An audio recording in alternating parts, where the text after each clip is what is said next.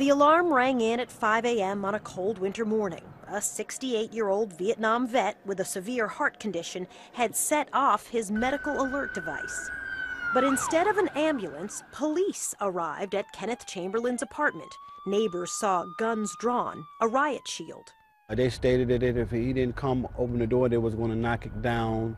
Right across from the elevator to the... His niece, who lives upstairs, told police at the scene he'd set off the alarm accidentally to please let his family talk to him. I just kept hearing my uncle, respond, please leave me alone, go away, I didn't call you, I don't need your help.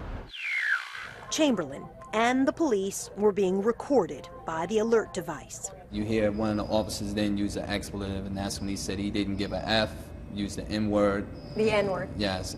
Law enforcement sources confirm that's on the tape. But there's more. Later, the district attorney showed the family 2 videos in their custody, one from a hallway security camera, another recorded by a camera on a taser gun. Kenneth Jr. demonstrated what he saw.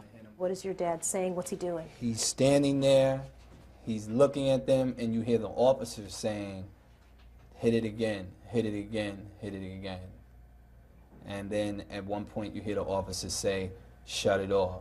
So the last part that I saw on the video with my father was him just like this.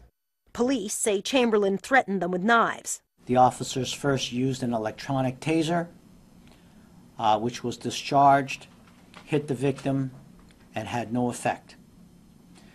While the officers were retreating, the officers then used a shotgun, a beanbag shotgun. So then they fired 2 real bullets. An autopsy report obtained by CNN shows them entering the side of his arm, indicating that Chamberlain was not facing the officers or had turned away. So the story that the police put out, that he was an axe-wielding black man trying to hurt a police officer, is what it is, a flat-out lie. Chamberlain's lawyers acknowledge he did throw out a silver object. At that moment, a bolt cutter comes from the police officers and removes the object. So from that point forward, there's absolutely no evidence that at any time Mr. Chamberlain had a weapon in his hands. There is no way to know.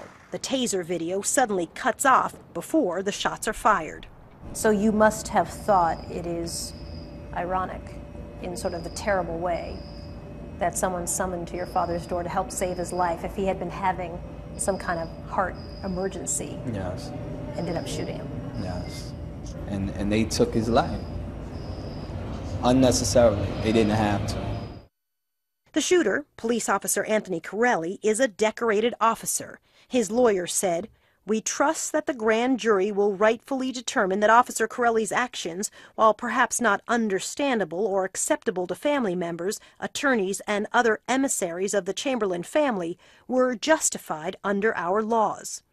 Chamberlain's niece will soon testify before that grand jury. She wants to know why police couldn't defuse the confrontation and wouldn't ask the family to help. Just to hear him constantly say over and over again, please leave me alone, I'm okay. And the way they mocked him and picked at him is very hurtful. Anderson, I'm going to have more on the story tomorrow morning when I talk to Kenneth Chamberlain's son on my show Starting Point tomorrow at 7 a.m. So there was a 911 call. Why were police there? Well, the 911 call basically says a person has triggered their alarm, and that will trigger an ambulance, but often the police will get there ahead of time, so the police just happen to get there first. And what kind of condition was he in? Was he capable of being aggressive? We had a chance to look at his medical reports. What you see in the medical reports is a person who has serious heart and sort of breathing problems. So he's described as someone who couldn't really walk up a flight of stairs, could get halfway before he'd have to stop. At the same time, law enforcement has said that they've been called to his address before. He's never been arrested. They won't elaborate on what called to the address before really means. And this was all being recorded, unbeknownst to police? Well, that's the thing, and we're going to obviously hope to get access to those recordings, but recorded 3 ways. There was a camera in the hallway of the apartment, outside of the apartment. There was the life alert, also records. Once it's triggered, it starts a recording device. So that entire hour or so was recorded of conversations. And then, of course, the taser, the minute you take the safety off, you unhook the safety, starts recording video. Wow.